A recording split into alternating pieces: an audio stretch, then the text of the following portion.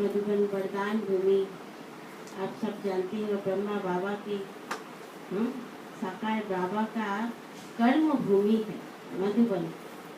मधुबन से हमारे भाई साहब पहुँचे हैं। आप सब जानती हैं ललित भाई के बारे में। ललित भाई बहुत कम समय में हमारे पूरा मधुबन का पूरा डिपार्टमेंट संभाल लेते हैं। कौन कौन जानता है यहाँ इसमें से? थोड़ी सबने प्रकट भाई आप जानते हो? इस बार जान जाएंगे, ललित भाई का आना हुआ ना। हाँ, ललित भाई से बहुत समय कम समय में हमको याद है जब अकाउंट में जाते थे ललित भाई से सब सेवा में आते थे, क्योंकि उनका समर्पण हुआ था बहुत बाद में 93 में गैन में आए थे और 97 में समर्पण हुआ, मधुबन निवासी बन गए।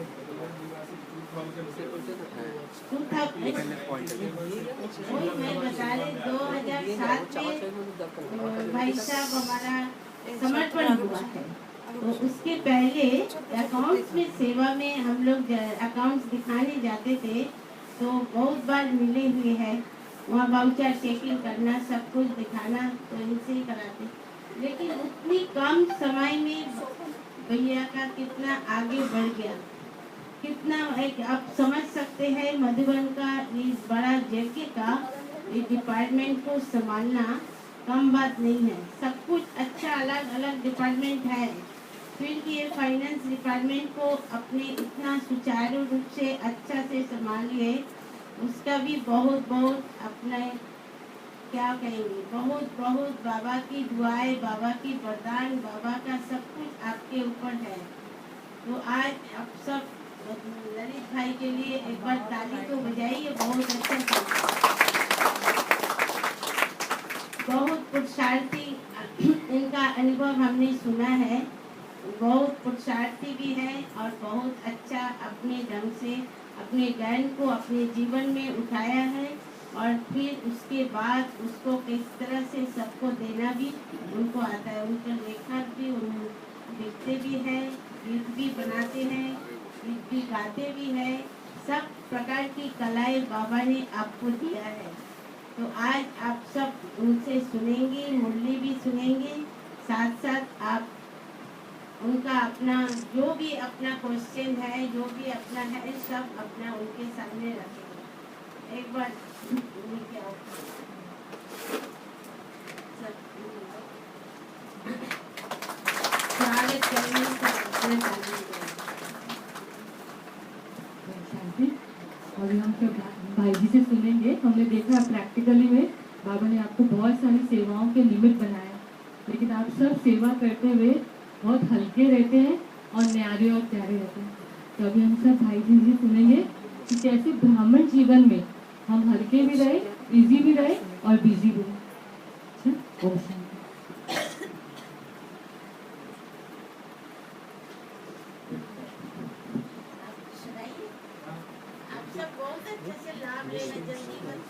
ललित भाई का एक तो शब्द मुझे बहुत बहुत अच्छा लगता है, जब भी लेटर आता है कुछ आता है, हाँ, सब सुखी हो, सबका भला हो, ये सबका भला हो, सब सुख पाए। हाँ, तो मुझे ये बहुत अच्छा लगता है। ये आप सब ये स्लोगन ले ही लेना, सब सुख पाए मना नहीं, हम सुखी हो जाएंगे, सब सुखी मना हम भी सुखी। ओम शांति।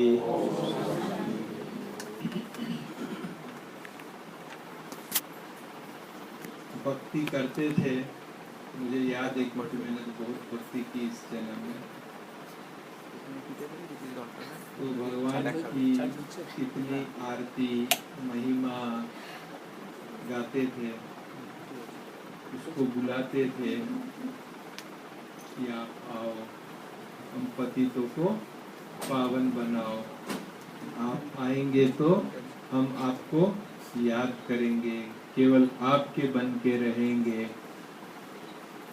बहुत भक्ति में उनको याद किया। आखिर हमारी पुकार सुन के उसने हमें अपनी गोद में ले लिया। गोद में ले लिया तो हमें भी अपना वायदा पूरा करना है। जब वायदा भूल जाते हैं तो वो याद भी दिला देता है कि भाई क्या वायदा किया था आपने, तो अभी वो वायदे को याद रखो। तो आज भी बाबा हमको वो वायदा याद दिला रहे हैं। तो हम पहले साकार बाबा की मुरली सुनते हैं। आज 11 मई 2026 की मुरली है। मुरली का टाइटल है मीठे बच्चे, बाबा आए हैं आप बच्चों को अपने समान महिमा लायक बना दे। बाप की जो महिमा है वह अभी तुम धारण करते हो। प्रश्न, भक्ति मार्ग में परमात्मा माशूक को पूरा न जानते भी कौन से शब्द बहुत प्यार से बोलते और याद करते हैं? उत्तर है, बहुत प्यार से कहते और याद करते हैं, हे मासूक, तुम जब आएंगे तो हम सिर्फ आपको ही याद करेंगे और सबसे बुद्धि योग तोड़ आपके साथ जोड़ेंगे। अब बाप कहते हैं, बच्चे मैं आया हुआ हूँ तो देही अभिमानी बनो। तुम्हारा पहला फर्ज है प्यार से बाप को याद करना, ये पहला फर्ज है। ओम शांति। मीठे मीठे जीव की आत्माओं को परमपिता परमात्मा, जिसने अब शरीर का लोन लिया है, बेट समझाते हैं कि मैं साधारण बूढ़े तन में आता हूँ, आकर बहुत बच्चों को पढ़ाता हूँ। ब्रह्मा मुख वंशावली ब्राह्मण बच्चों को ही समझाएंगे, जरूर मुख द्वारा ही समझाएंगे, और किसको समझाएंगे। कहते हैं, बच्चे तुम मुझे भक्ति मार्ग में बुलाते आए हो। हे पतित पावन, भारत खास और दुनिया में आम सब बुलाते हैं। भारत ही पावन था, बाकी सब शांति धाम में थे। बच्चों को यह स्मृति में रखना चाहिए कि सतयुग त्रेतायुग किसको कहा जाता है, द्वापर कलयुग किसको कहा जाता है, वो तो अभी सबके ध्यान में है ना। जैसे ही युग का नाम आता है, उसकी विशेषताएं सामने आ जाती है। उनमें कौन कौन राज्य करते थे, तुम्हारी बुद्धि में पूरी नॉलेज है। जैसे बाप को रचना के आदि मध्य अंत का ज्ञान है, वैसे तुम्हारी बुद्धि में भी है। बाप जो ज्ञान देते हैं वह बच्चों में भी जरूर होना चाहिए। बाप आकर बच्चों को आप समान बनाते हैं। जितनी बाप की महिमा है उतनी बच्चों की है। बाप ने बच्चों को जास्ती महिमावान बनाया है। जब बच्चा बहुत पढ़ लिख के होशियार हो जाता है तो बाप को खुशी होती है ना, और बाप ही उसको पढ़ाने के लिए मोटिवेट करते हैं, खर्चा करते हैं कि ये पढ़ लिख के हमारे से भी आगे जाए।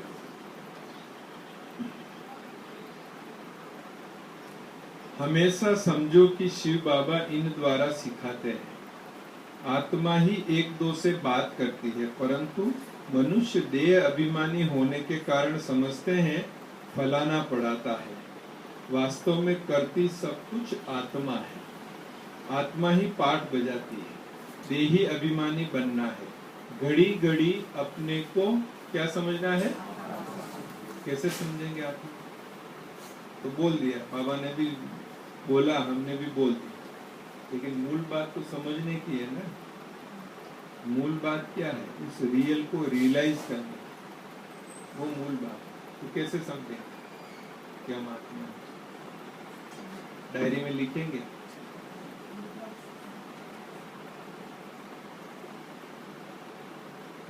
आप जा रहे हो या नीचे जा रहे हो, कोई कार वाला आपके पास रोकता है, अंदर से आवाज आती है कि भाई ये कपूरगाची जाने का रोड कौन सा है।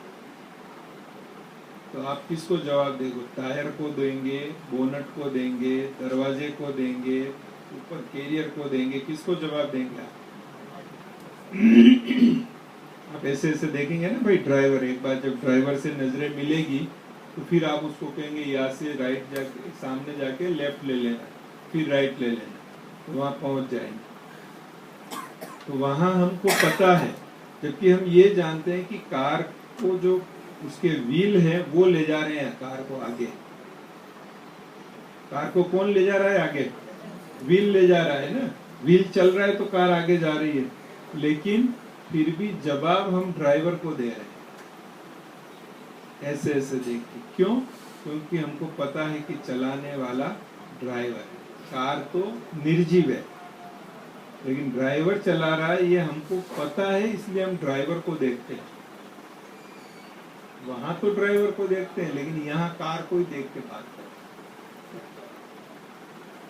यहाँ पर भी हमको किसको देख के बात करनी है?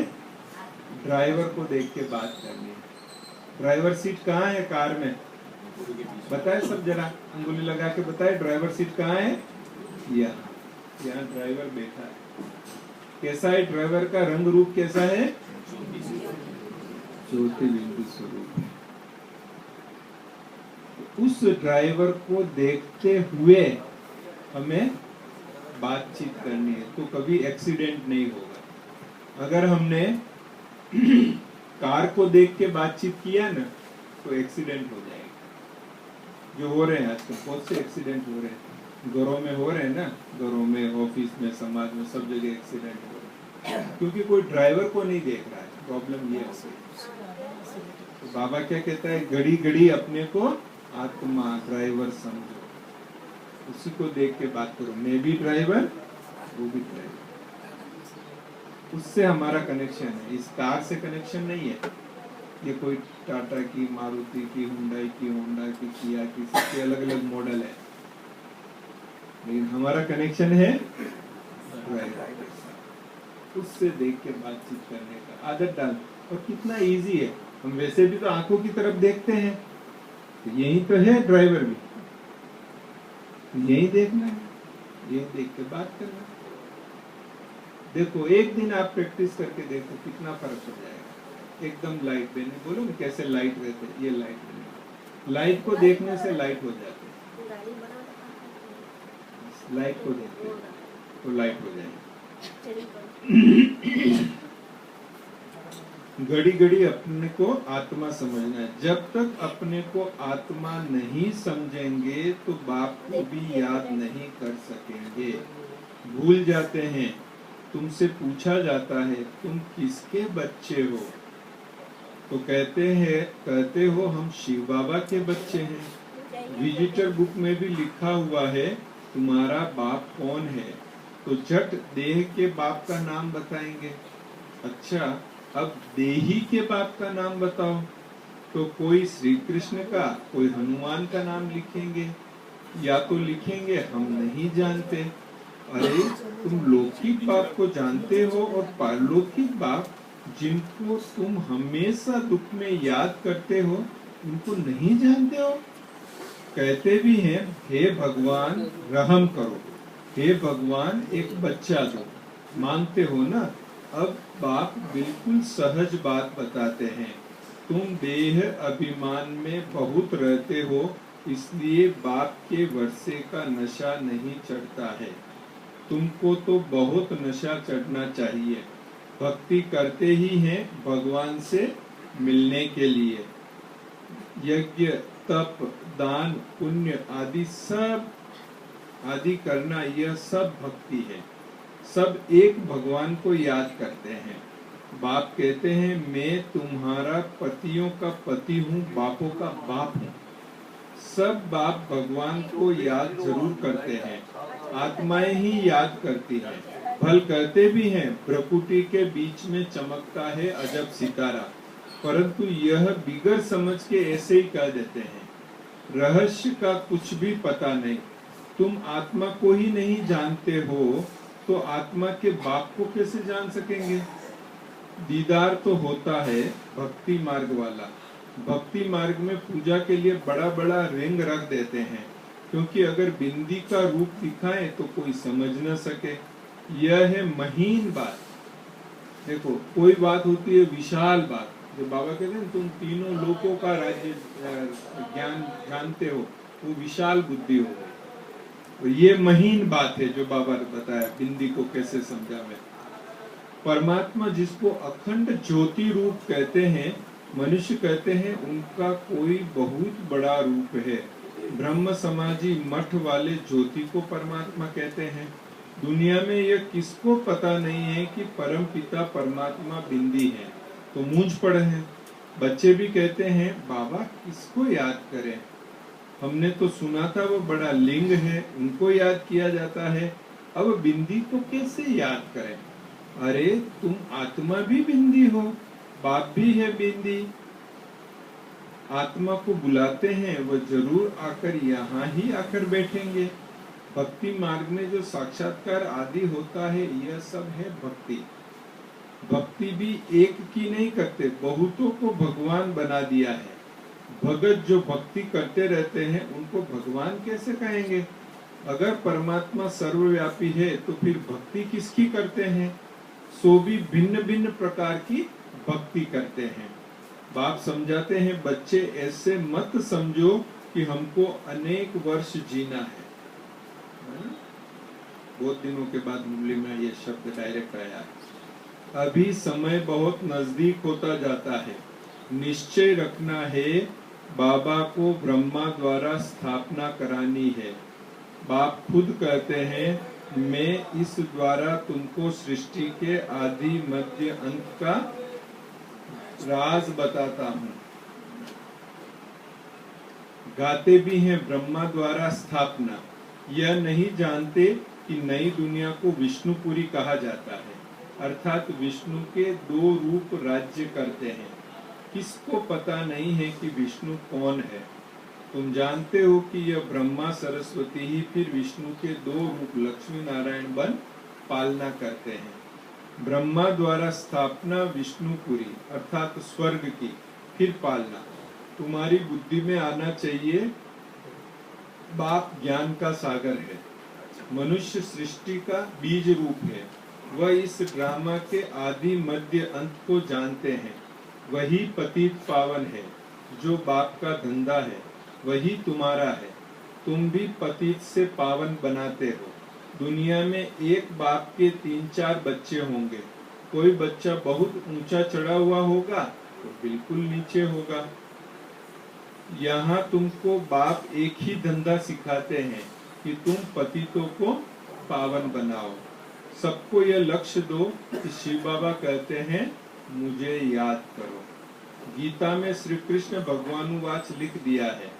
तुमको समझाना है भगवान तो निराकार पुनर्जन्म रहित है। बस यही भूल है। अभी तुम बच्चे श्री कृष्णपुरी के मालिक बन रहे हो।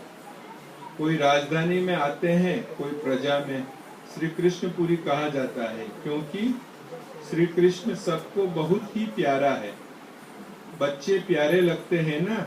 बच्चों का भी माँ बाप से प्यार हो जाता है। प्यार सारा बिखर जाता है। अब बाप समझाते हैं तुम अपने को शरीर मत समझो। घड़ी घड़ी अपने को आत्मा निश्चय करो।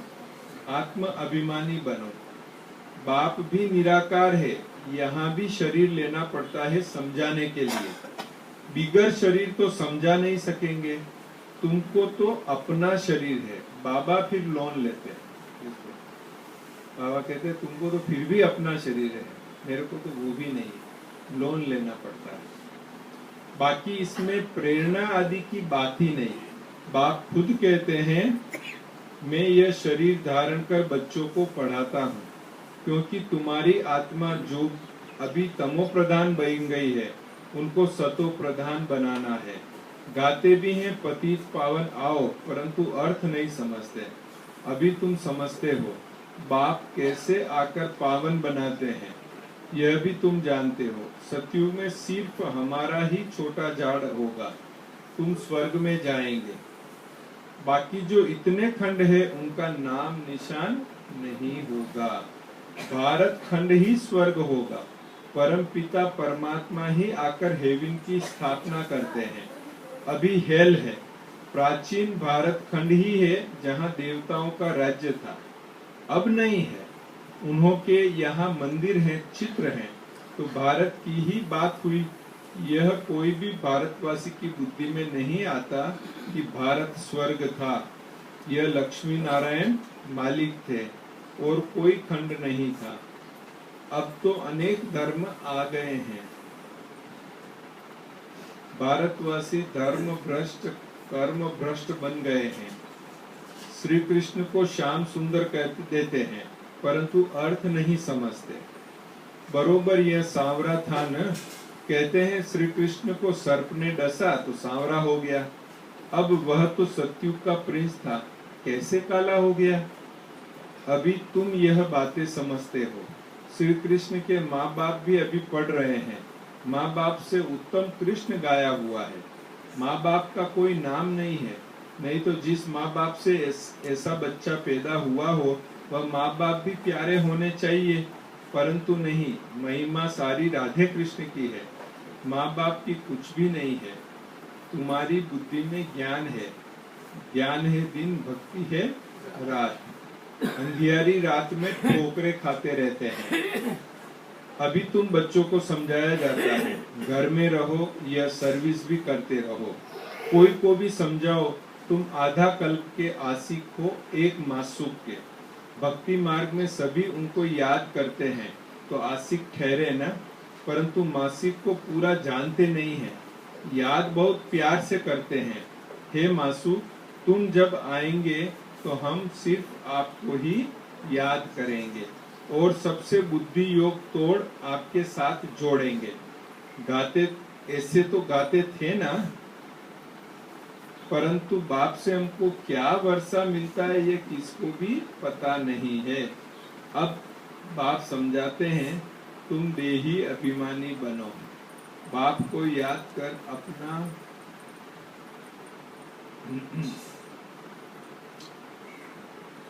याद करना तुम बच्चों का पहला फर्ज है। बच्चा हमेशा बाप को, बच्ची माँ को याद करती है। हम जिन्स है ना, बच्चा समझता है हम बाप के वारिस बनेंगे। बच्ची थोड़े ही कहेगी, वह तो समझती है हमको पियर घर से ससुर घर जाना है। अब तुम्हारा निराकार और साकार पियर घर है।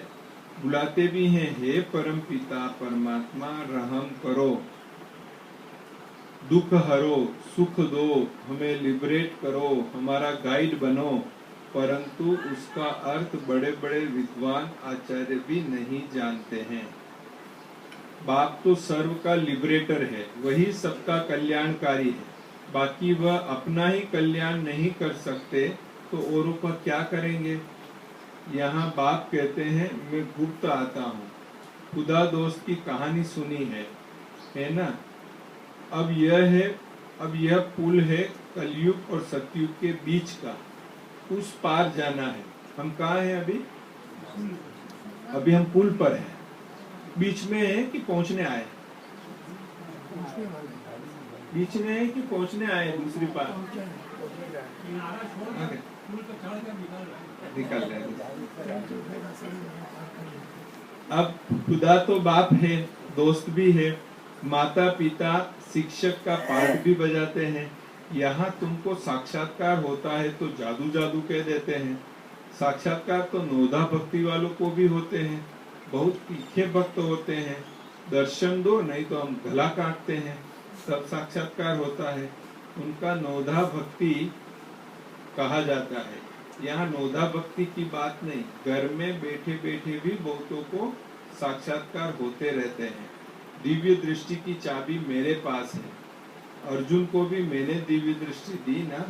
यह विनाश देखो, अपना राज्य देखो। अब मामेकम याद करो तो यह बनेंगे। अभी तुम समझते हो विष्णु कौन है। मंदिर बनाने वाले खुद नहीं जानते। विष्णु द्वारा पालना, चार भुजा का अर्थ ही है दो भुजा मेल की, दो भुजा फीमेल की। विष्णु के दो रूप लक्ष्मी नारायण है, परंतु कुछ भी समझते नहीं है, किसका भी ज्ञान नहीं है, न शिव बाबा का न विष्णु का। पहले पहले बाबा का आकर्षण था, बहुत आते थे। शुरुआत में सारा आंगन भर जाता था, जज मजिस्ट्रेट सब आते थे। फिर विकार का झगड़ा शुरू हुआ, कहने लगे बच्चा नहीं पैदा करो तो सृष्टि कैसे चलेगी। यह तो सृष्टि बढ़ने का कायदा है। गीता की बात ही भूल गए कि भगवान वाच काम महाशत्रु है, उस पर जीत पानी है। कहने लगे स्त्री पुरुष दोनों इकट्ठा आए तो उनको ज्ञान दो, अकेले को नहीं दो। अब दोनों भी आए तो देवे ना। देखो दोनों को इकट्ठा भी देते हैं तो भी कोई ज्ञान लेते हैं, कोई नहीं लेते हैं। तकदीर में नहीं होगा तो क्या कर सकते हैं। एक हंस एक बगुला बन पड़ते हैं। यहाँ तुम ब्राह्मण देवताओं से भी उत्तम हो। जानते हो हम ईश्वरीय संतान है, शिव बाबा के बच्चे हैं। वहाँ स्वर्ग में तुमको ये ज्ञान होगा कि नहीं होगा? नहीं रहेगा। न जब निराकारी दुनिया मुक्ति धाम में होंगे तब यह ज्ञान होगा। यह ज्ञान शरीर के साथ ही खत्म हो जाता है। अभी तुमको ज्ञान है, एक बाबा पढ़ा रहे हैं। अब यह खेल पूरा होता है, सब एक्टर्स हाजिर हैं। बाबा भी आया है, रही हुई आत्माएं भी आती रहती है। जब सब आ जाएंगे तब विनाश होगा, फिर सबको बाप साथ ले जाएगा। सबको जाना है, इसलिए इस पति पुरानी दुनिया का विनाश होना है।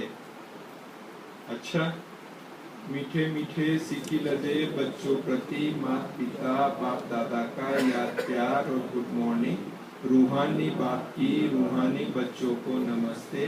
हम रूहानी बच्चों की रूहानी बाप दादा को याद प्यार गुड मॉर्निंग और नमस्ते।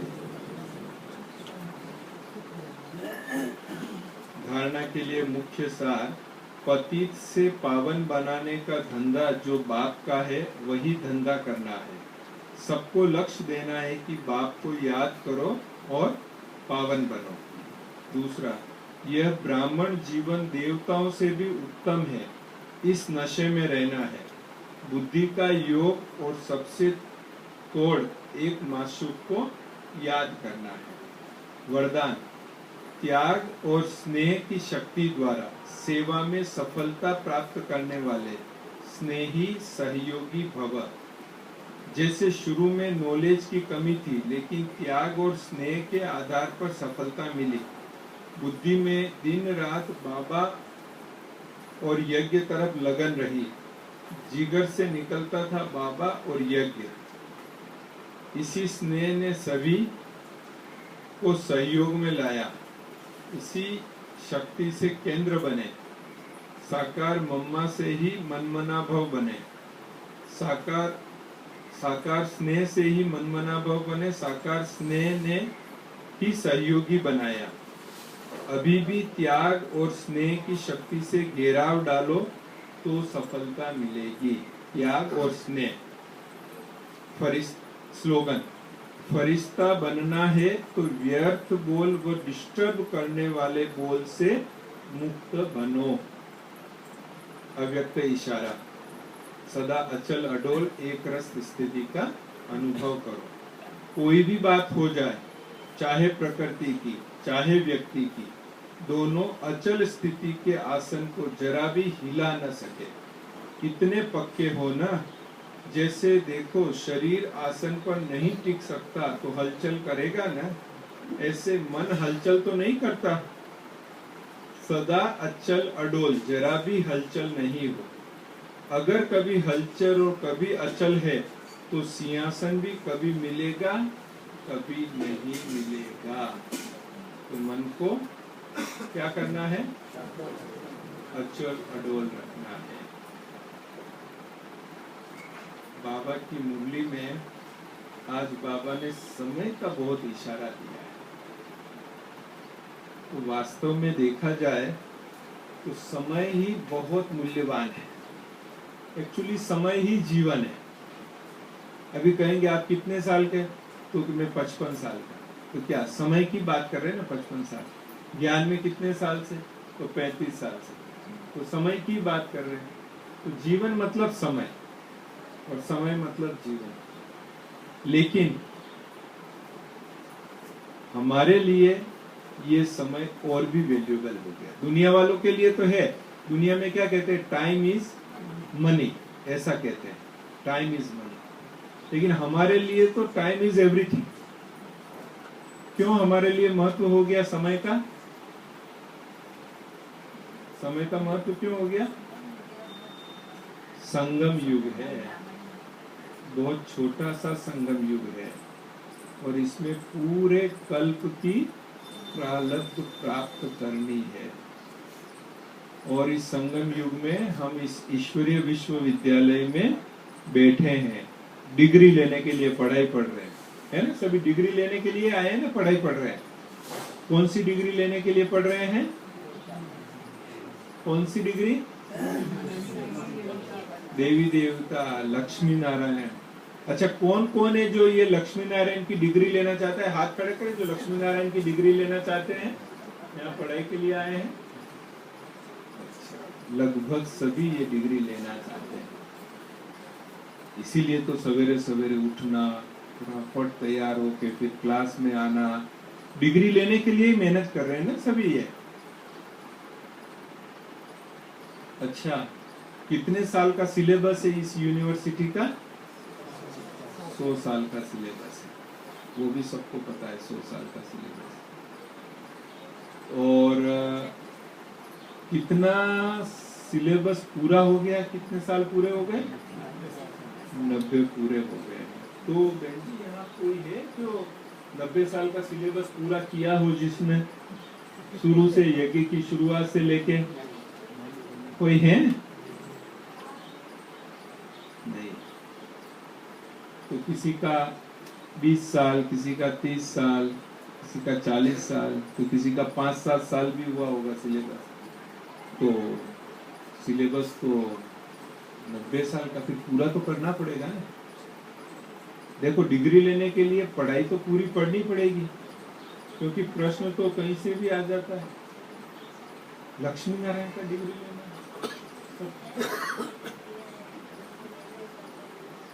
हाँ, सर्वगुण संपन्न, 16 कला संपूर्ण, संपूर्ण निर्विकारी, अहिंसा, परमोदरम, मर्यादा पुरुषोत्तम, ये डिग्री लेनी है विशेष। तो ये डिग्री लेनी है ऐसी, तो ये सिलेबस अभी 90 साल का अगर हमने 5 साल, 10 साल, 15 साल, 20 साल, 30 साल तक का पूरा किया, तो बाकी का सिलेबस भी तो पूरा करना है। उसके लिए क्या प्लान है पूरा सिलेबस करने का? देखो, मैं ये अभी जो मैं सब चर्चा कर रहा हूँ, मैं इसलिए कर रहा हूँ कि आप सभी ने कहा है कि हमको लक्ष्मी नारायण की डिग्री लेनी है, सबने हाथ खड़ा किया, इसलिए मैं ये चर्चा कर रहा हूँ, बात कर रहा हूँ। अपन बैठ के बात कर रहे हैं, क्लास नहीं कर रहे हैं, बात कर रहे हैं। तो बहुत बाकी रह गया है और अब थोड़ा सा 10 साल ही बचा है। तो क्या हम ऐसा करें कि थोड़ा समय बना देवे और नया बना देवे? जैसे हम भोजन बनाते हैं, कोई और मेहमान आ जाते हैं, भोजन कम पड़ता है, तो हम क्या करते हैं?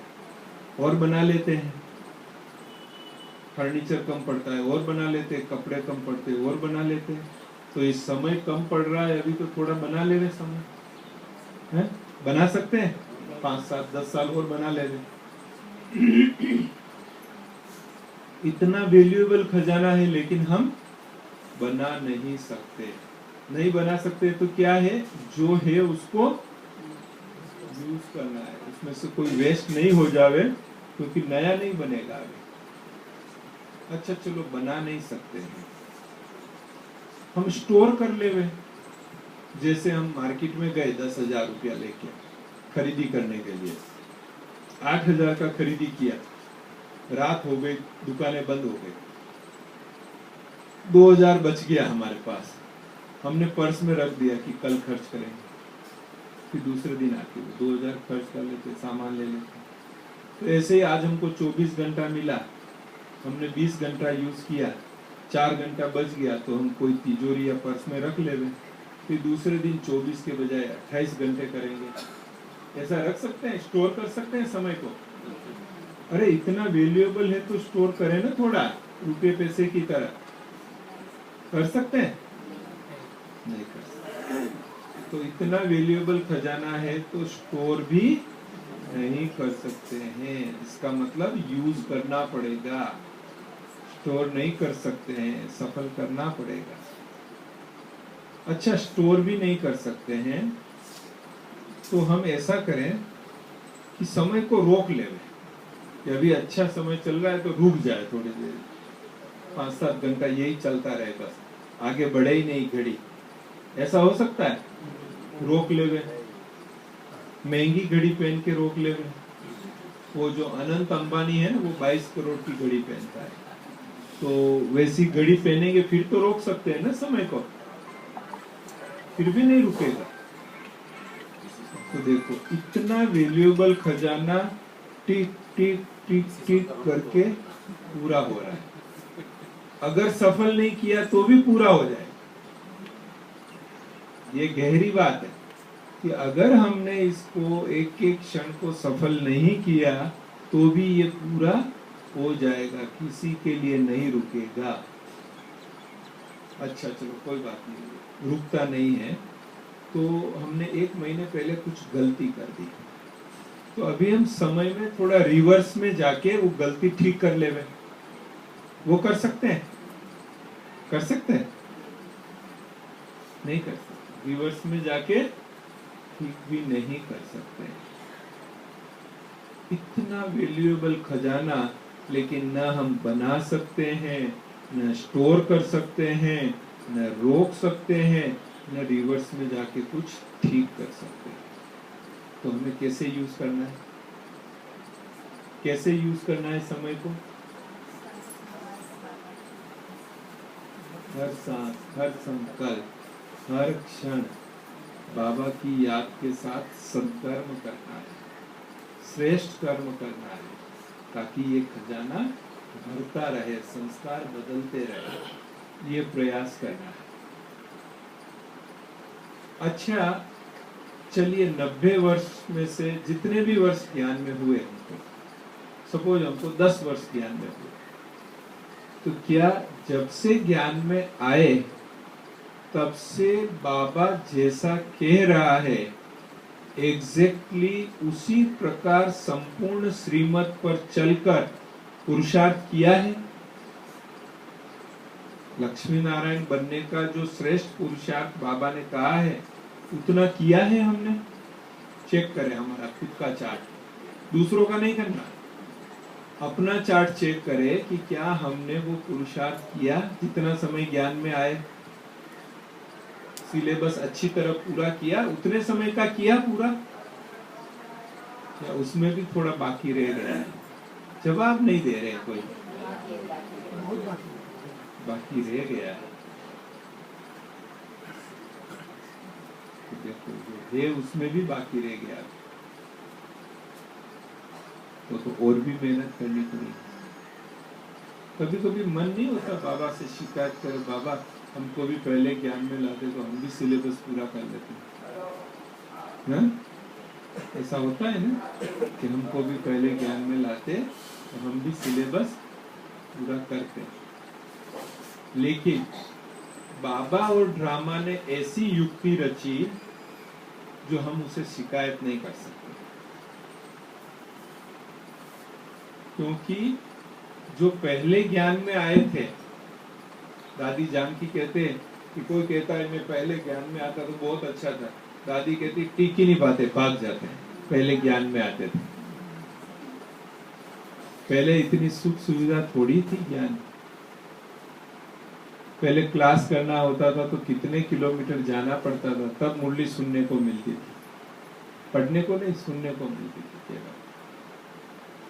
और वो समय चला गया तो फिर मुरली नहीं मिलती।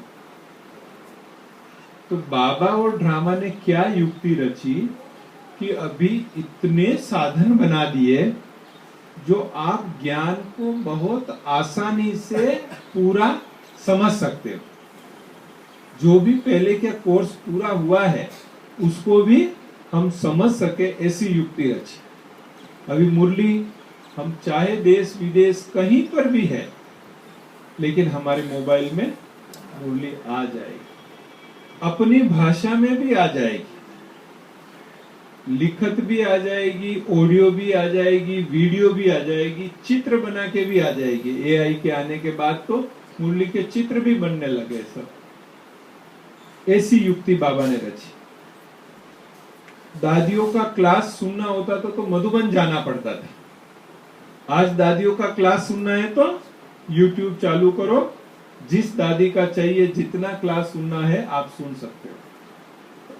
पहले फिल्मी गीत की 1-2 लाइन बजती थी, उस पर योग होता था। और अभी तो बाबा के ही बहुत सुंदर सुंदर, बहुत प्यारे प्यारे गीत बन गए। बाबा ने हमें भी निमित्त बनाया, 30 गीत हमारे रिकॉर्ड हुए हैं।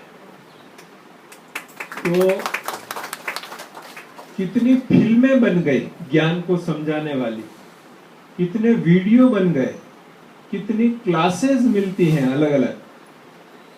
तो पुराना सिलेबस पूरा करने का बाबा ने सब साधन दे दिया, ताकि कोई बाबा से शिकायत नहीं करे कि मुझे पहले ज्ञान में क्यों नहीं लाया। क्योंकि सब देखो, एग्जाम देना है तो सबको इक्वल चांस देना पड़ेगा ना, सबको इक्वल अपॉर्चुनिटी देनी पड़ेगी। तो कोई ये कह देवे तो फिर इसलिए बाबा ने ये सुविधा बना ली।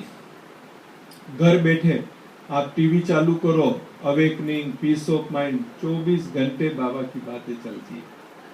तो इतना बड़ा बाबा ने साधन दे दिया। पहले तो क्या था, जब मुरली क्लास में गए उतनी ही देर ज्ञान योग का संग मिलता था, फिर तो खुद को पुरुषार्थ करना पड़ता था। अभी तो सब बाबा ने साधन दे दिया। सो अब हम शिकायत नहीं करेंगे, लेकिन संपूर्ण बनेंगे, पहली बात। अच्छा चलो 90 साल पूरा हुआ, अभी कितना 10 साल बचा। पर दीदी मैंने तो जो सुना तो 100 साल में स्थापना तक का समय, 100 साल में स्थापना तक का समय है। तो स्थापना मतलब ये पुरानी इन आंखों से जो दिख रहा है वो सब परिवर्तन होके नया आएगा, है? सब परिवर्तन होके नया आएगा। तो वो नया बनने में टाइम तो लगेगा ना। ऐसा थोड़ी रात को सोए सवेरे उठे तो नया आ गया सब। 3-4 साल तो उसमें भी चला जाएगा, पूरी दुनिया चेंज होगी। अच्छा वो नया बनेगा, उसके पहले परिवर्तन भी होगा, विनाश भी होगा। तो विनाश भी ऐसा थोड़ा ही ना रात को सोए सवेरे उठे तो विनाश हो गया सारा। ये भी क्या है, प्रोसेस है जो धीरे धीरे धीरे धीरे हो रहा है। अगर इस प्रक्रिया को आपको समझना हो तो आप यहाँ रात को 2 बजे छत पर चले जाओ, चारों तरफ अंधेरा है, काफी अंधेरा है, लेकिन धीरे धीरे 3, 3:30, 4 बजता है, फिर धीरे धीरे क्या होने लगता है, थोड़ा थोड़ा उजाला होना शुरू होता है। फिर 5, 5:30 बजे, यहाँ तो सूरज जल्दी निकलता है, 5, 5:30 बजे तक सूरज निकल जाता है। तो ऐसे ही ये कलयुग की जो रात है ना, वो धीरे धीरे धीरे धीरे धीरे धीरे पूरी होके धीरे धीरे उजाला होगा और धीरे धीरे सतयुग का सवेरा निकल जाएगा। ये प्रोसेस है, ओवरनाइट नहीं है कुछ भी। तो इसमें भी टाइम जाएगा, 3-4 साल इसमें भी चला जाएगा। और बाबा ने एक बात और भी मुरली में कही कि जब हाहाकार शुरू होगा उसके बाद पुरुषार्थ कर सकेंगे, कर सकेंगे पुरुषार्थ नहीं होगा। तो विनाश के पहले हाहाकार होगा और फिर विनाश होगा, फिर स्थापना होगी। तो आपके 6-7 साल 8 साल तो इसी में चले गए, विनाश और स्थापना में चले गए। तो पुरुषार्थ के लिए कितना समय बचा, कितना समय बचा पुरुषार्थ के लिए? 2-3 साल बचा पुरुषार्थ के लिए। तो उस 2-3 साल में हमको लक्ष्मी नारायण की डिग्री लेने का पुरुषार्थ पूरा करना है। आप सबने हाथ खड़ा किया इसलिए बोल रहा हूं, बाकी नहीं बोलता। सबने कहा कि लक्ष्मी नारायण की डिग्री लेनी है। तो आईना तो देखना पड़ेगा ना, बिना आईना देखे मैं तो बहुत अच्छा हूँ, बहुत अच्छा हूँ, ऐसे कहने से तो नहीं होगा। आईना देखेंगे तो पता चलेगा कि कितना अच्छा। तो हमारे सामने आईना है ये समय का कि हमारे पास 2-3 साल बचा है जिसमें हमको इस डिग्री लेने का पुरुषार्थ करना पड़ता है। अच्छा, आप में से कोई है जो स्टैम्प पेपर पर लिख के दे सके कि मैं 3 साल इसी शरीर में रहूंगा? हाँ, कोई है जो स्टैम्प पेपर पर लिख के दे सके कि मैं 3 साल इसी शरीर में रहूंगी, रहूंगा?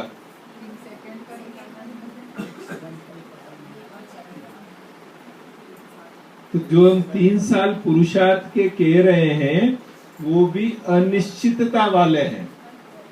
वो भी निश्चित नहीं कि 3 मिलेंगे ही मिलेंगे, वो भी नहीं कह सकते हम। तब हमें कैसा पुरुषार्थ करना चाहिए? लक्ष्मी नारायण बनना है, पक्का बनना है। पुरुषार्थ का यही समय है और संस्कार बदलना है।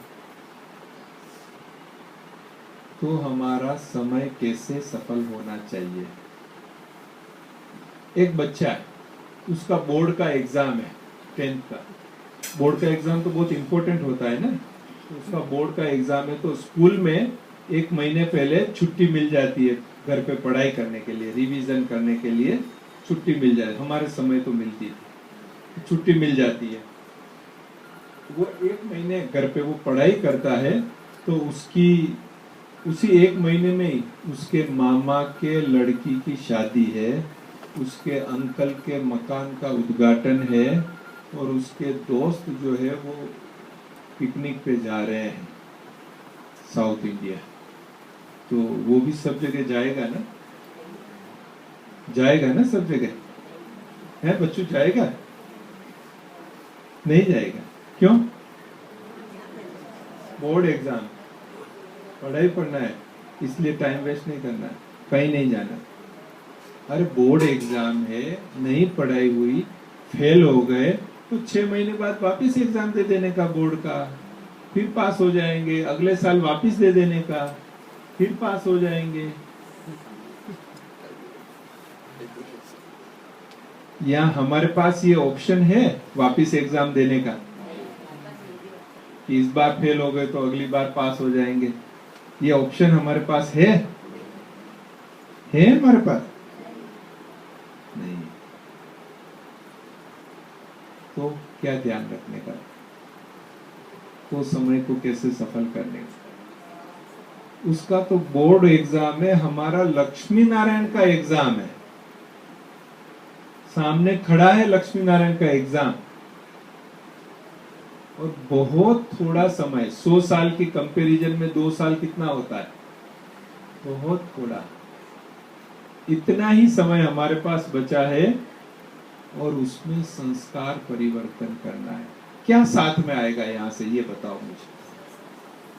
क्या हमारा मकान, बंगला, गाड़ी, मित्र संबंधी, सेंटर, जिज्ञासु, जोन, सब जोन, ये वो क्या साथ में आएगा, ये बेज साथ में आएगा, ये क्या साथ में आएगा? केवल संस्कार। और मेरा 34 वर्षों का ज्ञान का अनुभव है कि सबसे टफ है संस्कार परिवर्तन करना। बाकी सब परिवर्तन हो जाता है, सफेद कपड़े भी पहन लेंगे, बाकी भी सब, खान पान भी चेंज कर लेंगे हम अपना, वो सब, लेकिन सबसे टफ क्या है? संस्कार परिवर्तन करना।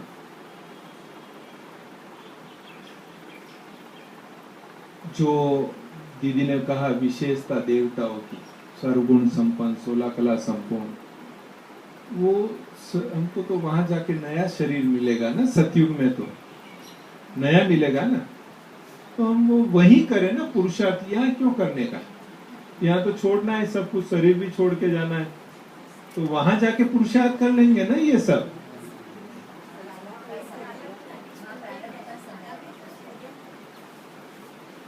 है मार्जिन वहां जाकर करने का, कि वहां जाकर कर लेंगे।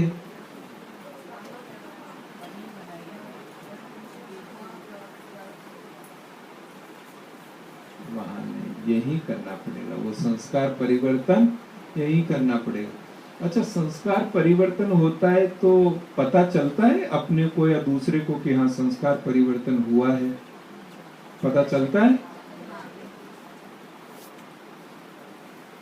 तो फिर हमारा भी चेक करना पड़ेगा कि वो देवताई संस्कार आए कि नहीं आए, परिवर्तन हुए कि नहीं हुए, चेक तो करना पड़ेगा ना। या नहीं, मैं तो बहुत अच्छा हूं, मैं तो बहुत अच्छी हूं, मैं तो देवता बन गई हूं। स्वमान याद रखना अच्छी बात है, पर गफलत में नहीं रहना है, दोनों में फर्क है। स्वमान याद करना वो अलग है, और अपना चार्ट चेक करना वो अलग है, दोनों अलग अलग, दोनों जरूरी है। स्वमान भी याद रखना है, पर साथ में चार्ट भी चेक करना है कि कितना परिवर्तन हुआ संस्कार। क्या अभी भी कोई बात होती है तो गुस्सा आ जाता है, इरिटेशन आ जाता है, जोश आ जाता है, आंखों से गंगा जमुना बहती है, अभी भी मोह बाकी है, सब संस्कार चेक करना पड़ेगा।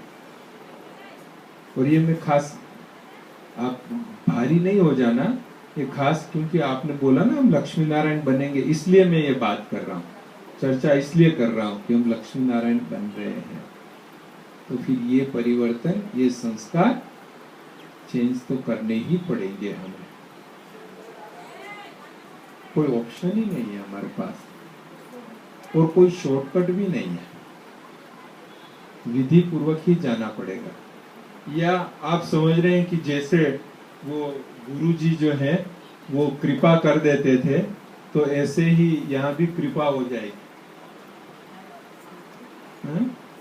कृपा नहीं होगी ना, कृपा मतलब कर और पा, करो और प्राप्त करो, ऐसे ही नहीं होगा। तो अब आप बताइए, इतने से समय में हम कैसे अपना सिलेबस पूरा करें, कैसे संपन्न बने और कैसे पास विद ऑनर हो, अपना अपना प्लान बनाए। बाबा ने बहुत सहज करके दिया है। बाबा ने इस ज्ञान मार्ग को कठिन नहीं बनाया है, बहुत सरल बनाया है और सहज पुरुषार्थी बनाया है। ऐसा नहीं कि आप श्री श्री की डिग्रियां लेंगे तो ही आपको श्रेष्ठ पद मिलेगा, ऐसा नहीं। मम्मा के पास कोई डिग्री नहीं, 10वीं पढ़ के आई थी मैट्रिक और नंबर 1 ले लिया। दादियों के पास क्या डिग्री थी, कई दादियां तो स्कूल ही नहीं गई, बाबा ने जो बोर्डिंग में पढ़ाया वही पढ़ के आगे बढ़ी, लेकिन कर्मातीत बनी। क्यों? क्योंकि बाबा ने जो सहज पुरुषार्थ बताया है, उस पुरुषार्थ को अगर हम फॉलो करते हैं तो हम पास विद ऑनर हो सकते हैं। तो बाबा ने 24 घंटे को कैसे डिवाइड किया पुरुषार्थ में और कारोबार में? 8-8 घंटे में डिवाइड किया। क्या किया?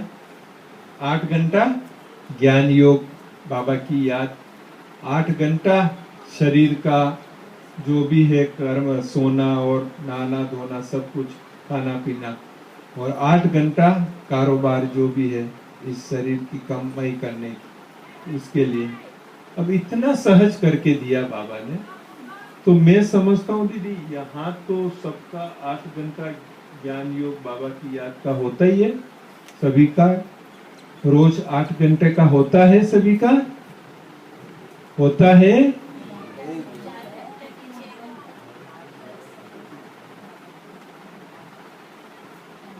जवाब मिल नहीं रहा है मुझे। 8 घंटा हो नहीं, बैठकर करने को तो बाबा ने बोला भी नहीं है, लेकिन बाबा की याद में रहे हम हर चीज करते हुए, ऐसा 8 घंटे हो जाता है।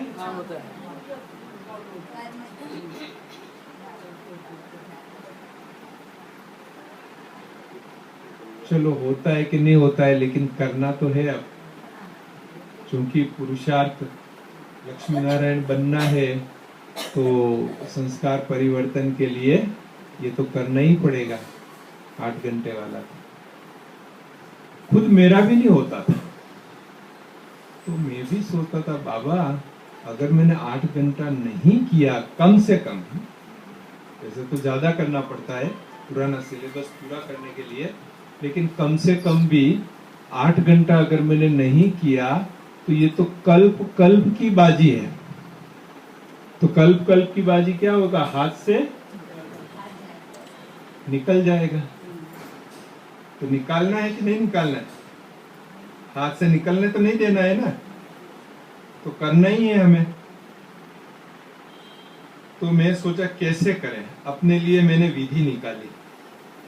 तो जैसे मैंने बताया ना कि मैं थोड़ा गीत कविताएं भी लिखता हूँ, तो उसको ही मैंने कविता के रूप में लिखा, क्योंकि मिलता थोड़ा बैठ के योग करना है, टाइम नहीं मिलता, सबके लिए टाइम नहीं मिलता,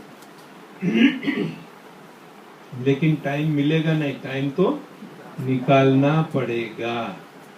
माया ने इतना यहाँ भपका बना रखा है, विस्तार बना रखा है, जो टाइम तो वो खींच लेती है, उसमें से हमको निकालना पड़ेगा। तो मैंने ये जो लिखा है इसका टाइटल दिया है टाइम नहीं मिलता। लेकिन आप सुनेंगे तो आपको अनुभव होगा कि टाइम तो निकाल सकते हैं, मिल सकता है। मैं बोलता जाऊंगा, आप आपके मन में प्लान करते जाना कि कैसे ये, हालांकि मैंने अपने लिए लिखा था, लेकिन मुझे लगता है आपके लिए भी ये फायदेमंद होगा, इसलिए मैं आपको बता रहा हूं कि कैसे हम टाइम निकाल सकते हैं रोज का 8 घंटा। 3 वक्त भोजन करने में पूरा समय देते हैं। 3 वक्त करते हैं ना भोजन, 3 वक्त भोजन करने में पूरा समय देते। बाबा की श्रीमत क्या है भोजन के लिए, कैसे करना चाहिए? बाबा की याद में भोजन करना चाहिए। पर हकीकत क्या होता है? 3 वक्त भोजन करने में पूरा समय देते, टेबल टॉक चालू रहती है, सार न कुछ लेते। सारी दिन का समाचार सुनाने का वही टाइम मिलता है डाइनिंग टेबल पर ही, तो फिर बाबा की याद कैसे रहेगी? टेबल टॉक चालू रहती है, सार न कुछ लेते। सकाश नहीं लेने से उसको पावर नहीं मिलता, फिर ना कहना क्या करूं, टाइम नहीं मिलता। बस में बैठे काम नहीं, मन इधर उधर होता है। हम कहीं भी ट्रैवलिंग कर रहे हैं, बस, ट्रेन, फ्लाइट, कार, रिक्शा, कैसे भी जा रहे हैं, चलाने वाला चला रहा है, हम तो फ्री हैं। हम चाहे तो उस टाइम को सफल कर सकते हैं। हम रूहानी यात्रा पर निकल जावे, परमधाम चक्कर लगा के आवे, सूक्ष्म वतन चक्कर लगा के आवे, मधुवन चक्कर लगा के आवे, चारों धाम करके आवे, सेंटर पर बाबा के कमरे में जाके आवे। वो चल रही, वो जिस्मानी यात्रा चालू है, हमारी भी साथ साथ में रूहानी यात्रा चालू है, विश्व के ग्लोब का चक्कर लगा के आवे। पर होता क्या है? बस में बैठे काम नहीं, मन इधर उधर होता, व्यर्थ तर्क वितर्कों में समय यूं ही खोता। रूहानी यात्रा बिना तो सुख नहीं मिलता, फिर ना कहना क्या करूं, टाइम नहीं मिलता। स्नान पे जाना, शुद्धि रखना बहुत जरूरी बात है। बाबा के बच्चे 2 बार स्नान पे जाते हैं। वो समय भी हम आत्मा को ज्ञान स्नान करा सकते हैं। तो स्नान पे जाना, शुद्धि रखना बहुत जरूरी बात। एकांत में मंथन कर लिया तो बहुत बड़ी सौगात। ज्ञान स्नान के बिना रूह को चैन नहीं मिलता, फिर ना कहना क्या करूं, टाइम नहीं मिलता। ग्रुप बनाकर शाम सवेरे पैदल को जाते, आजकल वॉकिंग में खास जाते हैं। यहाँ तो बहुत बगीचे बने हर कॉलोनी में, तो वॉकिंग में खास जाते हैं। बाबा भी कहता था, साकार मुरलियों में भी आता है। किसको बाबा याद करते थे वॉकिंग पैदल करने के लिए? नन्स को, पादरी को याद करते थे बाबा, कि कैसे पादरी नन्स जो है एक जीसस क्राइस्ट की याद में एकदम मौन रह के चलती थी। पैदल जाने की मना नहीं है, लेकिन होता क्या है प्रैक्टिकली में? ग्रुप बनाकर शाम सवेरे पैदल को जाते, दुनियावी बातों के आगे बाबा याद ना आते। बिना याद की मेहनत चमन में फूल नहीं खिलता, फिर ना कहना क्या करूं, टाइम नहीं मिलता। टीवी और अखबार बगैर तो दिन अधूरा लगता। टीवी में ये सीरियल तो देखनी पड़ती है, अखबार में आज अखबार नहीं आया तो जैसे कुछ मिसिंग है, आज नहीं आया। तो टीवी और अखबार बगैर तो दिन अधूरा लगता, नए नए समाचारों से भी दिल नहीं भरता। प्रभु प्रेम बिन रूहानी प्यार नहीं मिलता, फिर ना कहना क्या करूं, टाइम नहीं मिलता। गपशप करने की आदत से मस्त बने फिरते। किसी से भी बातें करेंगे ना, आधा घंटा 1 घंटा कैसे निकल जाएगा पता ही नहीं लगेगा। फोन पर भी लंबी लंबी बात है। फोन पर काम की बात कितने मिनट की होती है? 2-4 जो काम की बात है वो कितने मिनट में हो जाएगी? 1-2 मिनट 3 मिनट में हो जाएगी। बाकी का टाइम तो दूसरी बातें सब चलती है। एक कन्या थी, फोन पर बहुत लंबी लंबी बातें करती, बहुत लंबी। घर में सबको पता था ये लंबी लंबी बातें करती। तो लैंडलाइन पे फोन आया घर पे, तो उसकी माँ देख रही थी, तो कन्या ने फोन उठाया, बातचीत किया, 5 मिनट बाद फोन रख दिया। तो उसकी माँ बोली, बेटा तू कभी आधा 1 घंटे पहले तो फोन ही नहीं रखती है, आज 5 मिनट में कैसे फोन रख दिया? कहा माँ वो तो भूल से किसी ने लगा दिया था, तो भूल से आया तो भी 5 मिनट निकल गया। तो काम से करेगी तो कितना टाइम निकलेगा? तो गपशप करने की आदत से मस्त बिने फिरते, परमत पर चिंतन के आगे होश कहाँ रहते? देवी संस्कारों बिना ऊंचा पद नहीं मिलता, फिर ना कहना क्या करूं, टाइम नहीं मिलता। निद्रा का जो नशा चढ़े तो सुबह न उठ पाते। बाबा ने उठने की क्या श्रीमत दी है?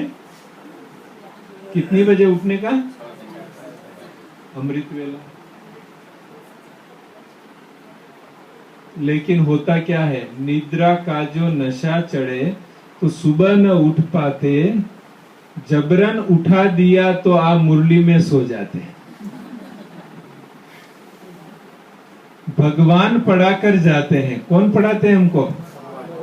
पक्का है ना? या दीदी पढ़ाती है? मुरली किसकी है? बाबा की मुरली है।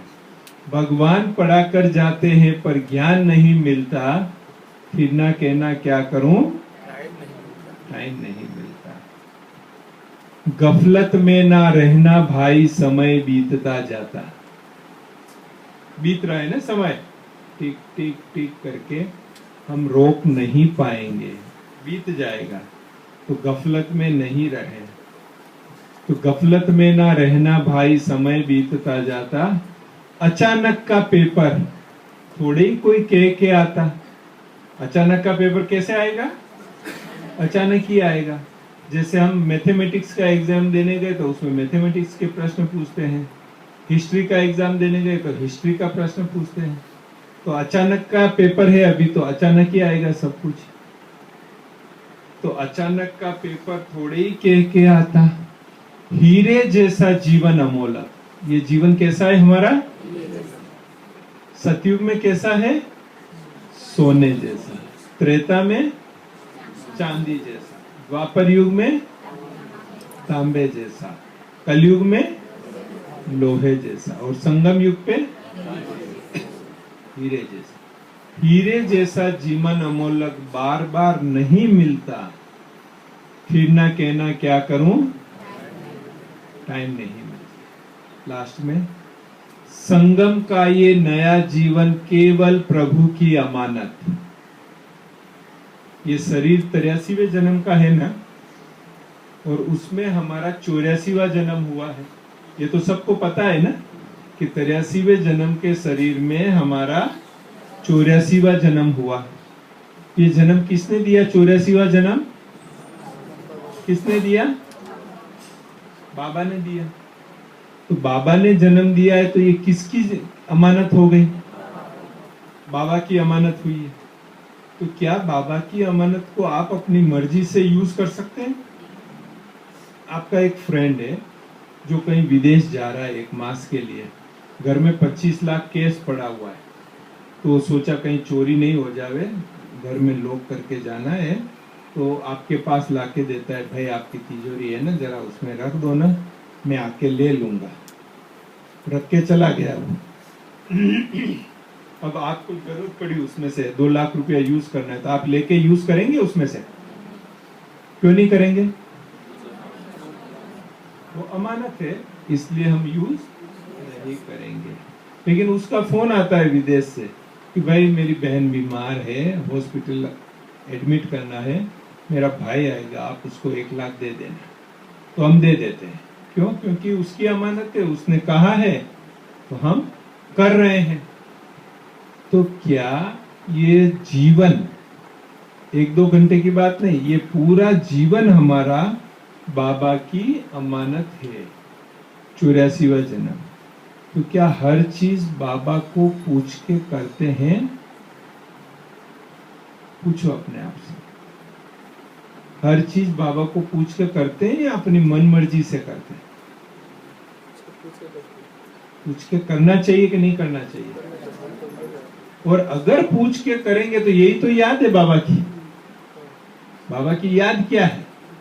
बाबा चलो पानी पिए, चलो बाबा भोजन करें, चलो बाबा आज ये बनावे, बाबा उसको फोन करें, बाबा उससे मिल के आवे, बाबा चलो थोड़ा चक्कर लगा के आते हैं, अच्छा बाबा चलो ये थोड़ा लिखते हैं, थोड़ा कपड़ा धो के आते हैं, चलो बाबा। यही तो याद है बाबा की। और पूछ के कर रहे हैं तो श्रीमत का भी पालन हो रहा है। तो जो हम पर ब्लेम लगेगा कि अमानत में ख्यानत वाला, वो भी नहीं लगेगा ब्लेम, क्योंकि धर्मराज तो सब हिसाब लेगा। धर्मराज तो है ना, वो तो हिसाब लेगा। तो संगम का ये नया जीवन केवल प्रभु की अमानत, एक क्षण भी व्यर्थ किया तो अमानत में खयानत। खाली घड़ा भी, माताओं बहनों को पता है कि नल में से पानी टपक रहा है एक एक बूंद, नीचे घड़ा रख देंगे तो क्या हो जाएगा? घड़ा भर जाएगा। और भरा हुआ घड़ा है और उसमें छोटा सा लीकेज हो गया तो क्या हो जाएगा? खाली हो जाएगा। तो खाली घड़ा भी अगर चाहे तो बूंद बूंद भरता, फिर ना कहना क्या करूं, टाइम नहीं मिलता। तो घड़ा भर लीजिए। बाबा ने हमको और सब चोरी करने के लिए मना किया है, लेकिन हम समय की चोरी, गुणों की चोरी कर सकते हैं। जैसे एक छोटा बच्चे को पिगी बैंक देते हैं, उसमें वो रोज कॉइन्स डालता है, छोटे नोट डालता है, फिर वो बैंक भर जाता है तो वो फिर निकालता है उसमें से। ऐसे ही रोज बाबा हमें पिग्गी बैंक दे रहे हैं, ईश्वरीय बैंक दे रहे हैं। उस ईश्वरीय बैंक में 8 घंटा रोज हमको ज्ञान, योग और बाबा की याद का जमा करना है। तो कहीं से 10 मिनट निकालो, कहीं से 15 मिनट निकालो, कहीं से आधा घंटा निकालो। आप सवेरे 3:30-4 बजे उठते हैं और 8 बजे तक मुरली क्लास तक मौन रहो या उनके बाबा की याद वाला कारोबार करो, तो 8 में से 4 घंटा तो यही पूरा हो गया। कितना इजी है। दिन में 3 बार भोजन करते, 20-25 मिनट एक बार लगता है, 1 घंटा वहां पूरा हो जाएगा। नहाने धोने में 1 घंटा, वहां हम बाबा की याद में रह सकते हैं। तो बाबा की याद का तो 8 घंटा आराम से हो सकता है, आराम से। वो तो कम 10-12 घंटा भी आराम से हो सकता है। बस केवल अटेंशन रहे और लक्ष्य रहे कि मुझे करना है, और नहीं करेंगे तो क्या होगा? क्या होगा? एग्जाम है, सामने खड़ा है तो डिग्री नहीं मिलेगी, और इसमें वापिस एग्जाम देने का मार्जिन भी नहीं है, एक ही बार में पूरा करना है। तो हमारी बहुत बहुत गुड विशेष है कि आप राय बागान की फुलवारी, बाबा के अनन्य रतन, बाबा के चैतन्य फूल, सब वो लक्ष्य सामने रखकर याद का पुरुषार्थ करेंगे, सारा सिलेबस पूरा करेंगे और सब पास विथ ऑनर हो जाएंगे। यही हमारी गुड विशेष है। अच्छा, ओम शांति।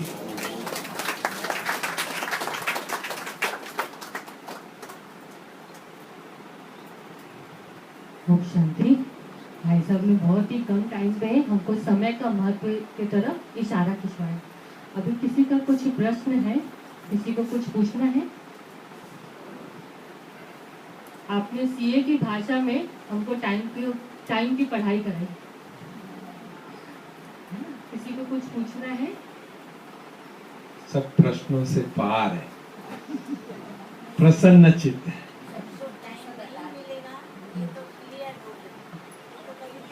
ऐसा नहीं कहना ललित भाई आके कहेगी 2 साल। आपने ही 2 साल की गिनती गिनी है, मैंने नहीं गिना है। आपने ही गिन गिन के बोला है कि हाँ 2-3 साल रहा है। ललित भाई ने नहीं कहा है कुछ भी। अच्छा, सबके पास 10 मिनट का टाइम है? भाई साहब तो आप ज्ञान में कैसे आए, आपको क्या मोटिवेट किया कि आपने अपना जीवन इतना पढ़ के समर्पण किया, और आप इतनी मेहनत से, हमने खुद देखा है मधुबन में बाबा ने आपको बहुत सारी जिम्मेवारी का ताज पहनाया, कैसे आप सब कुछ इतना आसानी से संभालते?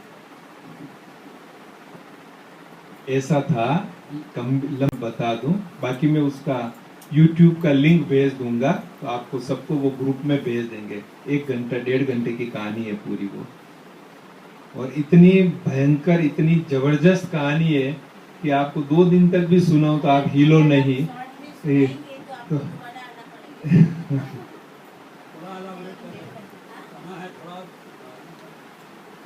तो हम क्या था कि बचपन से ही संस्कार तो थे भक्ति के, फिर अचानक परिवार वालों ने शादी के लिए बातचीत करना शुरू कर दिया, तो विचार चला कि अरे ये तो स्टूडेंट लाइफ से अभी दूसरी लाइफ आ रही है। फिर सोचने लगे शादी करनी चाहिए, नहीं करनी चाहिए, क्यों करनी चाहिए, वो सब चीज़ें हुई। पढ़ते पढ़ते बीकॉम पूरा हो गया, सीए की पढ़ाई के लिए हम अहमदाबाद गए। तो ये धार्मिक किताबें पढ़ते थे, उसके बीच में गांधी जी की जीवन कहानी पढ़ने को मिली, सत्य के प्रयोग। तो बहुत मन में संकल्प चला कि वो इतना साधारण व्यक्ति इतना विशेष कार्य कर सकता है, तो हम भी क्यों नहीं कर सकते। तो हमने भी मन में डिसाइड किया कि हमको विशेष कार्य करना है। क्या करना है पता नहीं, लेकिन विशेष करना है। तो जो धार्मिक पुस्तकें पढ़ते थे तो उसमें आता था कि भगवान का साक्षात्कार करना बहुत विशेष है, वो सबको नहीं होता, ऋषि मुनियों को भी नहीं होता है। मैंने कहा मैं बचपन से भगवान को याद कर रहा हूँ, सारी दुनिया याद कर रही, तो वो कहीं तो होगा, तो मुझे उसका साक्षात्कार करना है। बस ये जीवन का लक्ष्य बन गया कि मुझे भगवान का साक्षात्कार करना है। और फिर उसके लिए मैंने गुरु किया, गुरु के आश्रम में 7 दिन बंद रह के तपस्या की, गुरु दीक्षा लिया, गुरु मंत्र लिया, और बहुत तपस्या किया कि साक्षात्कार हो जावे। फ्रंट में मैं सीए कर रहा था, बैक में ये सब चीज चल रहा था। घर वालों को पता चल गया, वो शादी के लिए प्रेशर करने लगे, पर मैं अपनी यात्रा में चालू था। फिर साक्षात्कार नहीं हुआ, फिर मैंने सोचा अब छोड़ के जंगल में चले जाते, हिमालय में जाके तपस्या करेंगे, तब साक्षात्कार होगा, क्योंकि लगन पक्की थी कि मुझे साक्षात्कार करना है। तो मैंने तैयारी कर ली कि मैं अभी सब छोड़ के चला जाऊंगा हिमालय में। तभी हमारी ऑफिस में एक भाई आता था, उस समय मैं बड़ौदा में था, गुजरात में, बड़ौदा। तो एक भाई आता था, तो उसने देखा मेरे पास गीता की इतनी बड़ी बुक रहती है मेरे बैग में सदैव, तो कहा कि ललित भाई आपको गीता पढ़ने का बहुत शौक है। मैंने कहा हाँ, ये आपके घर के पास में एक गीता पाठशाला है, आप वहां जाओ, आपको मजा आएगा। मैंने ब्रह्मा कुमारी का नाम नहीं सुना, न सेंटर देखा, न बहनों को देखा, कुछ भी पता नहीं। उन्होंने एक भाई का एड्रेस दिया कि ये पाठशाला है, आप वहां जाओ। तो एक डॉक्टर का घर था, मैं वहां पहुंचा सवेरे सवेरे। तो एक छोटा कमरा था, 8-10 लोग बैठे थे, वो भाई सामने बैठ के कुछ पढ़ रहे थे, मैं भी पीछे फोटो लगा था। मैंने सोचा इनके गुरुजी है, तो साष्टांग प्रणाम किया और मैं बैठ गया। वो सुना रहे थे, वो 5 मिनट में पूरा हो गया, तो सब चले गए। तो मैंने उस भाई को पूछा जो सुना रहा था उसको, मैंने कहा भाई साहब मुझे गीता पढ़नी है, तो मैं यहाँ आके गीता पढ़ सकता हूँ? तो कहा हाँ पढ़ सकते हो, लेकिन आपको 7 दिन का कोर्स करना पड़ेगा। मैंने कहा कोर्स क्या करना, मैंने तो कई बार गीता पढ़ी है, मुझे तो मुंह पे याद है गीता। बोले हाँ ठीक है, लेकिन ये ज्ञान थोड़ा नया है, तो आपको 7 दिन का कोर्स करना पड़ेगा। मैंने सोचा इनको विश्वास नहीं हो रहा, तो मैंने संस्कृत में गीता के 3-4 श्लोक सुना दिए उनको। उन्होंने कहा अच्छा है, आपको गीता आती है, लेकिन यहाँ ज्ञान थोड़ा नया है ना, तो आपको कोर्स करना पड़ेगा। मैंने कहा कितनी फीस है?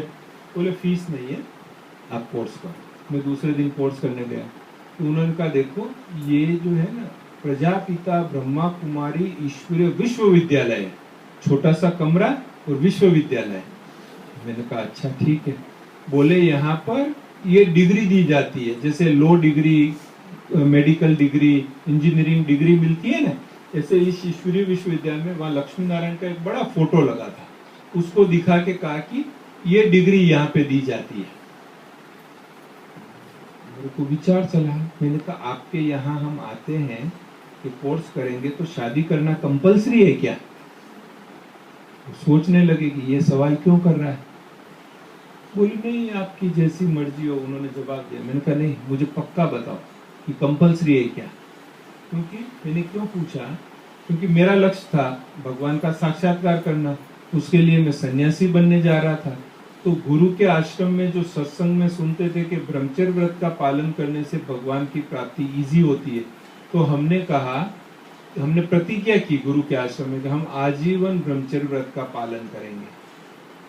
फिर ये समझते थे कि भक्ति में तो शादी के बाद तो ब्रह्मचर्य व्रत का पालन नहीं कर सकते, तो हमने दूसरी प्रतिज्ञा की कि हम इस जन्म में शादी नहीं करेंगे। तो हमने प्रतिज्ञा की हुई थी हम शादी नहीं करेंगे, और ये यहाँ लक्ष्मी नारायण बना रहे थे। लक्ष्मी नारायण तो शादीशुदा है। तो मैंने कहा यहाँ, और वो भाई खुद शादी किया हुआ था, जो पाठशाला चलाता था वो, और उसकी युगल रहते थे। तो मैंने कहा यहाँ तो शादी करना कंपलसरी है। तो मैंने कहा भाई आप बताओ मुझे कि शादी करना कंपलसरी है कि नहीं है। वो डॉक्टर थे, होशियार थे। सोचा 21 साल की उम्र है इसकी, अभी मैं कुछ जवाब दूंगा तो ये भाग जाएगा। तो उन्होंने बोला कि देखो हम तो भगवान का ज्ञान सुनाते हैं, शादी करना नहीं करना ये आपका व्यक्तिगत फैसला है, आपकी इच्छा तो करना, नहीं इच्छा तो नहीं करना, लेकिन आप कोर्स पूरा करो पहले एक बार। हमने कहा चलो ठीक है। तो पहले दिन आत्मा का लेसन, दूसरे दिन परमात्मा का लेसन। अब मैंने इतने शास्त्र पढ़े थे, इतनी कथाएं सुनी थी, और ये बता रहे थे कुछ अलग पूरा। दिमाग में फिर तूफान उठा कि भाई सच्चाई क्या है, ये जो कह रहे हैं या मैंने जो अभी तक पढ़ा है वो। लेकिन इनकी बात में मुझे लॉजिक लग रहा था कि भाई आत्मा ज्योति बिंदु तो आत्मा का पिता भी ज्योति बिंदु, बात तो ठीक है। तो ऐसी हर बात इनकी लॉजिक वाली लग रही थी। तो चलो सुन तो लेते हैं। मैं उस समय भी 3:30-4 बजे उठ के नहाता, फिर गुरु मंत्र की 21 माला का जाप करता, फिर सत्संग, मतलब मेरा पूरा भक्ति चल रहा था अच्छी तरह। हमने कहा वो तो चल ही रहा है ना, इनका भी सुन लेते, क्या जाता है, 7 दिन की तो बात है। तो मन मजबूत करके सुना। तो 5वें दिन जब सीढ़ी का लेसन हुआ, सीढ़ी है ना आपकी नजर के सामने, 84 जन्मों का सीढ़ी का लेसन, जैसे ही वो सीढ़ी का लेसन हुआ, ज्ञान एकदम क्लियर हो गया, एकदम क्लियर। जैसे बादल छटते हैं तो सूर्य की रोशनी कैसे धरती पर आ जाती है, ऐसे मेरे अज्ञान के, कंफ्यूजन के सब बादल छट गए।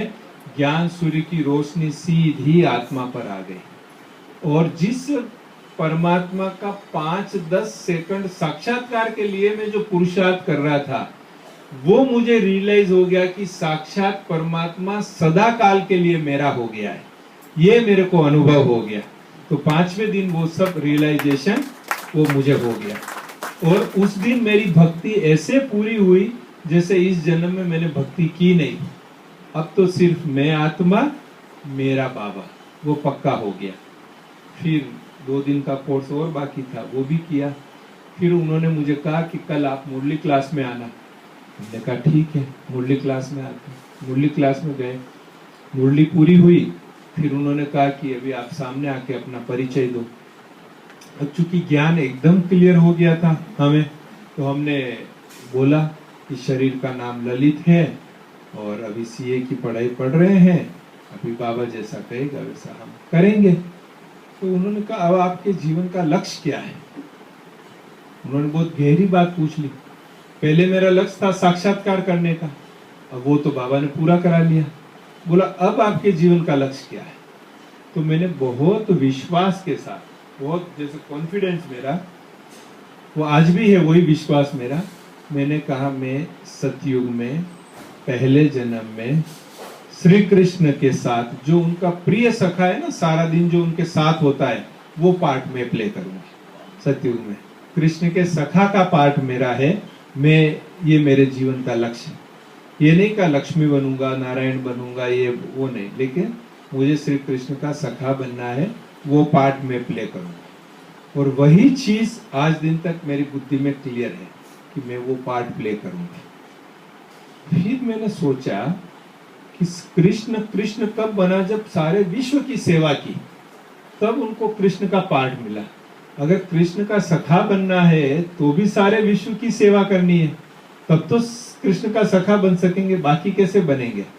पर बाबा मैं तो पाठशाला में हूँ, पाठशाला से सारे विश्व की सेवा कैसे हो सकती है? छोटा सा स्थान है, दूसरी कोई सेवाएं भी नहीं है। पर बाबा मुझे बनना है, आपका सखा बनना है, कैसे करना है वो आप जानते हो। मैं हाजिर हूं, आप जो कहेंगे मैं हाजिर करूंगा, लेकिन आप कराओ कैसे भी। तो बाबा ने, जब मेरा लक्ष्य पक्का था और लक्ष्य में विश्वास था, तो बाबा ने पाठशाला से सब सेंटर में ले गया, सब सेंटर से सेंटर में ले गया, सेंटर से सब जोन में ले गया, सब जोन से जोन में सेवा कराई, और जोन से मधुबन तक ले गया और मधुबन में बिठा दिया। जो बहन जी ने शुरू में कहा ना कि बहुत फास्ट ललित भाई, बहुत फास्ट, ये फास्ट का कारण ये है कि लक्ष्य सामने था।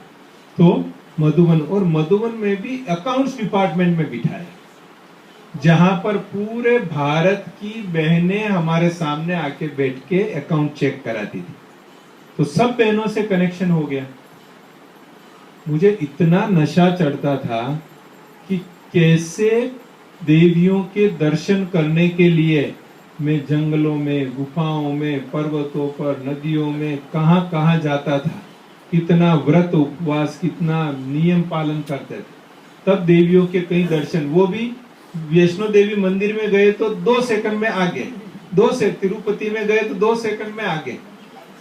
और यहाँ साक्षात चैतन्य देवियां मेरे सामने बैठ के मुझे दृष्टि दे रही है, मुझे दर्शन दे रही है, और इतने लंबे समय के लिए दर्शन दे रही है।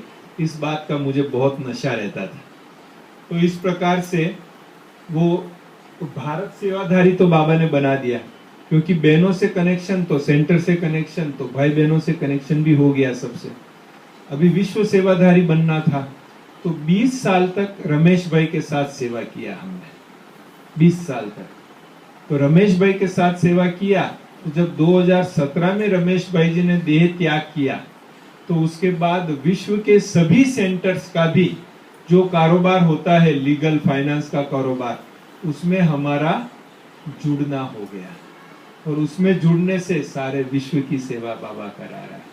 तो कैसे अब एक लक्ष्य पक्का रखने से बाबा ने पाठशाला से लेके विश्व सेवादारी तक बना दिया, जबकि परिवार में कोई ज्ञान में नहीं, और पूरा पूरा विरोध।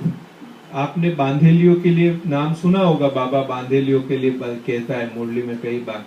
मेरा 7 साल बांधेला का पाठ था, 7 साल घर से सेंटर पर नहीं जाने देने का, ये सब झगड़ा करने का, सेंटर पर आके झगड़ते थे हमारी दादी, ये सब हमारा रहता था। इतना विरोध हुआ था, बस शादी करो, शादी करो, इस नाम से लेके विरोध हुआ। लेकिन कदम कदम पर बाबा को साथ रख के, बाबा की याद से ऐसा जीवन में चमत्कार हुए हैं, एक से एक बढ़कर, जो बाबा को वाह बाबा वाह करने की इच्छा होती है। जब मैं ज्ञान मिल गया तो सीए का 2 ग्रुप मेरा क्लियर हो गया था, 2 बाकी था। मैंने कहा अब जब ज्ञान मिल गया तो क्या करने का, छोड़ो सीए को, टाइम कहाँ है अभी। मैंने दीदी को बोला, दीदी अब पढ़ाई नहीं पढ़नी है, अब आप, बाबा जी कहता है सेवा में लगा दो। तो दीदी बोले देखो, जनरल सेवा सब कर सकते हैं, लेकिन जो सीए वाली सेवा है ना, वो सीए ही कर सकता है।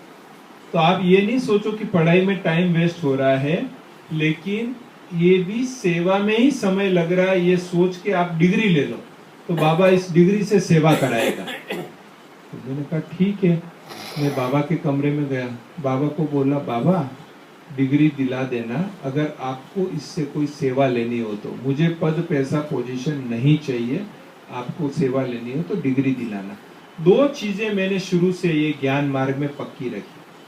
पहली चीज, निमित्त के द्वारा जो आदेश मिले हाजी करके पूरा करने का। जो भी निमित्त है उसने जो कहा किया, या उसको पूछ के करने का, जो भी है।